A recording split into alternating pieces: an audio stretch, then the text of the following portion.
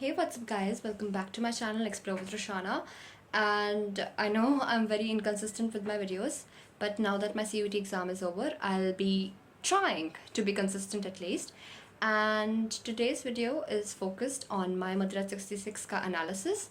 This video would be solely in English, so if you're not comfortable with English only, you can refer to another videos.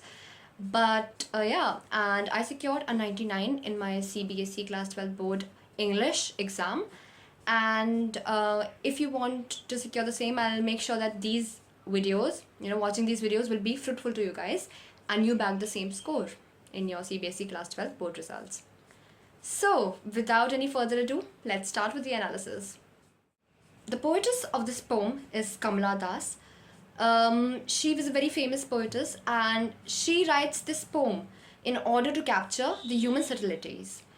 So, starting with the poem, she starts with how she's driving from her parents' home to Cochin last Friday morning, and she looks at her mother's worn, pale, lifeless face, and it represents the dozing off state of her mother, the lethargic state of her mother indeed. She says that her mother was as old as she looked. Her face is sort of like a crisscross of wrinkles because she's 66 and she's nearing her end. She's nearing her death. And it rewinds all the intensity of pain that she used to feel, eventually loss of her mother due to aging. So that's what she feels. The focal point of this entire poem is the aging of her mother and eventually her death. So Kamala Das writes that her mother was as old as she looked. She was worn, she was pale, she was dozing off, she was lethargic. And she says that, in order to make the readers of the poem feel the intensity of her fear, she says that, she compares her mother with a corpse, So it intensifies her pain because she says that, her mother is pale, ashen as in pale, lifeless as that of a corpse, further adding to her pain. Now, in order to distract herself from the surrounding, in order to distract herself from this thought, she looks at her surroundings.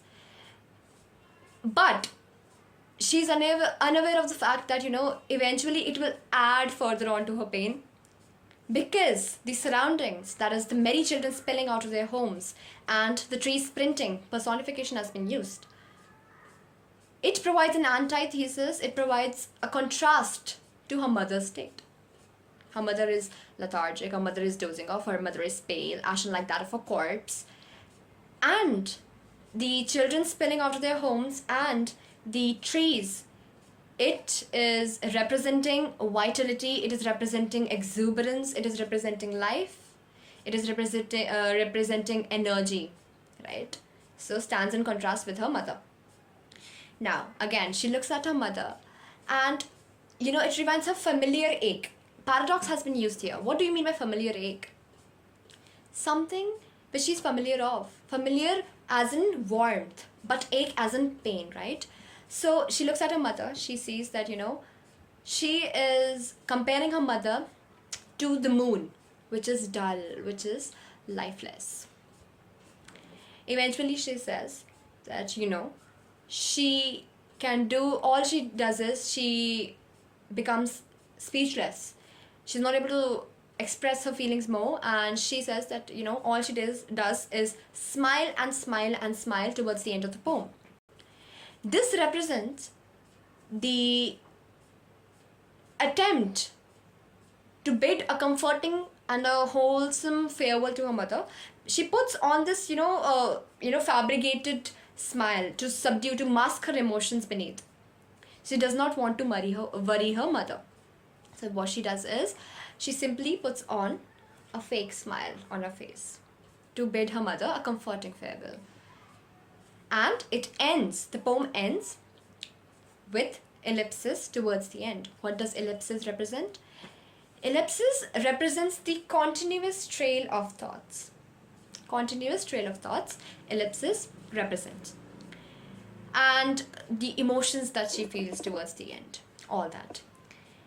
Now, we'll talk about the relationship between the mother and Kamala Das. We can see that, the mother, she does not have a direct voice in this, but she is the focal point of the poem. Her inevitable death and aging is the focal point of the entire poem. So, a very wholesome, a very caring, a very loving relationship both of them share together. So this poem is a very great example of stream of consciousness. What does it mean? Stream of consciousness, as in, it is a continuous trail of thoughts, as I said. It is lacking punctuation and continuous flow of ideas, of thoughts, which represents ultimately the poet's pain, the poet's anxiety and thoughts. So this is a very prime example of stream of consciousness. It has been employed here beautifully.